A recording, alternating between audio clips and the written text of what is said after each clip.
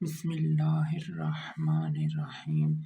Physics 12 as assignment 15.1. The mass of the earth हमें given है और that of moon is moon का भी मैस हमें गिवन है, ठीक है ना। मैस अर्थ का भी गिवन है, मैस मून का भी गिवन है विद अ डिस्टेंस, जो डिस्टेंस जिसको हम आर से डिनोट करते हैं, और वो कितना है, दिस वैल्यू बिटवीन देम, ये इन दोनों के दरमियान ये डिस्टेंस है आर।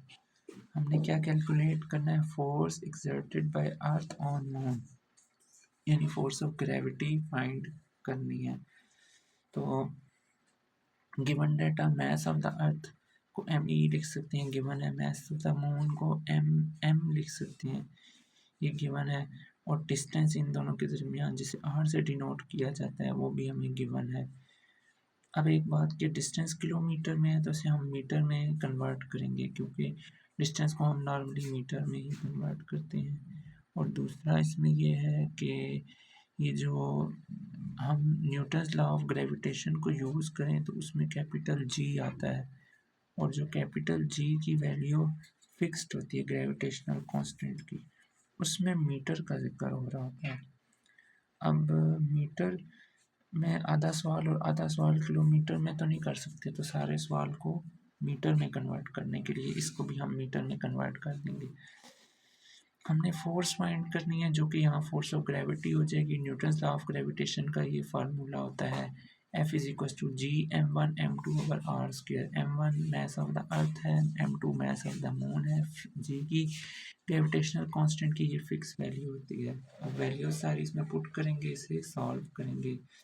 जो 10 की पावर में टर्म्स हैं उन्हें अलग से सॉल्व कर लेंगे, बेसिस सेम होंगी, पावर्स ऐड हो जाएंगी, बाकी मल्टीप्लाई होंगे, ये डिवाइड हो जाएंगे, तो हमारे पास ये आ जाएगा। ऐसे साइंटिफिक नोटेशन की फॉर्म में लिख देंगे। पॉइंट एक पीछे जाएगा तो 1 ऐड हो जाएगा। Second part, why do we say that gravitation is a universal law. ये यूनिवर्सल लॉ क्यों होता है न्यूटन्स लॉ ऑफ ग्रेविटेशन? ये इस वजह से होता है क्योंकि ये हर चीज़ पे अप्लाई होता है जिसका कोई मैस है। ये एप्पल पे भी अप्लाई होता है, ठीक है ना। ये किसी प्लैनेट हो जाए, मून, स्टार, सब पे ये अप्लाई होता है। अर्थ पे अप्लाई होता है ग्रेविटेशन का लॉ। तो ये हर चीज़ जिसका कोई मैस है, ठीक है, उस पे भी अप्लाई होता है। बहुत छोटी चीज़ों पे भी होता है लेकिन हमें फील नहीं होता। उसकी वजह भी एक है, वजह ये है कि अगर बहुत छोटी चीज़ होंगी ना, तो जी की असल में जी की वैल्यू ही बहुत छोटी होती है। जो ग्रेविटेशनल कांस्टेंट है ना जी, ये वाली वैल्यू बहुत बहुत छोटी होती है।